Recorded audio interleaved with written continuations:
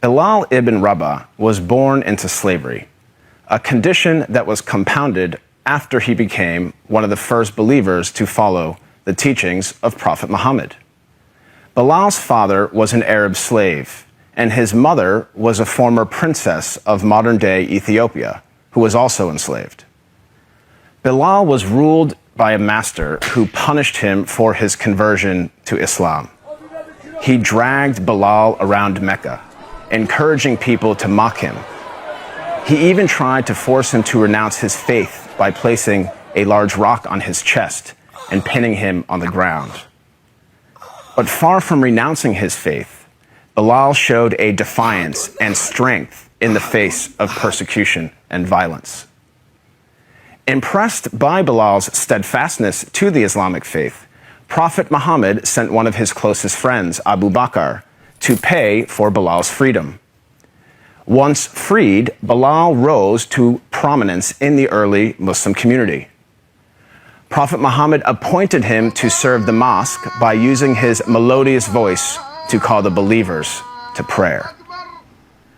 Bilal was a black man, and for some, his blackness made him unfit for such an honor.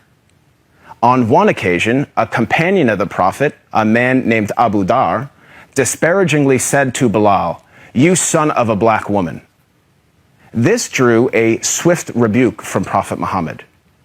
"Are you taunting him about his black mother?" asked the Prophet. "There is still some influence of ignorance in you."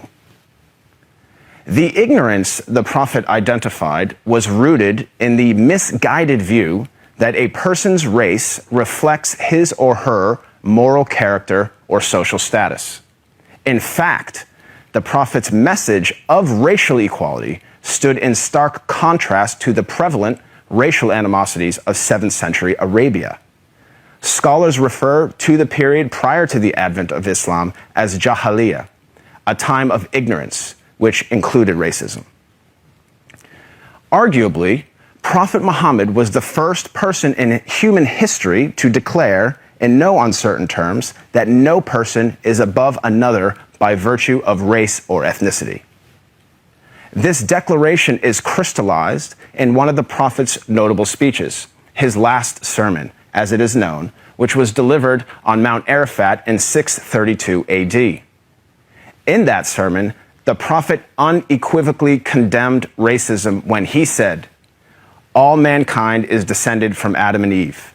An Arab has no superiority over a non-Arab, and a non-Arab has no superiority over an Arab. A white person has no superiority over a black person, nor a black person has any superiority over a white person, except by piety and good action." Ever since then, Prophet Muhammad's teachings on racial equality have inspired human beings to strive for racial equality and justice for all. Consider the life of Al-Hajj Malik al-Shabazz, more commonly known as Malcolm X, the black Muslim civil rights leader who battled racism in the 1950s and 1960s. After performing the Hajj, or Islamic pilgrimage, to the city of Mecca, Malcolm wrote his famous letter from Mecca, in which he said, "There were tens of thousands of pilgrims from all over the world. They were of all colors, from blue-eyed blondes to black-skinned Africans. But we were all participating in the same ritual, displaying a spirit of unity and brotherhood that my experiences in America had led me to believe never could exist between the white and the non-white."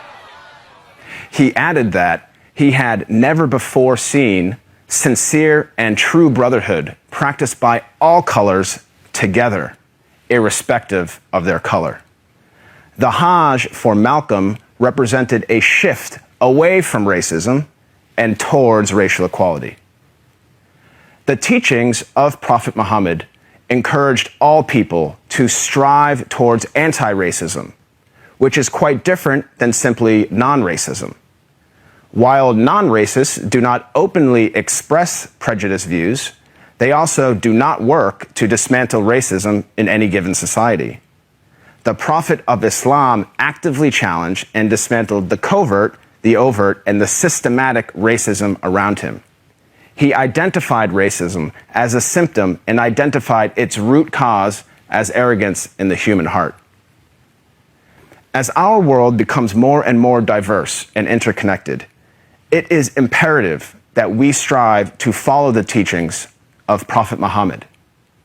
I am not a Muslim myself, but I have to say that I am deeply inspired by the anti-racism of Prophet Muhammad, because he showed that a person is distinguished over another not by race, but rather by the quality of one's character and conduct.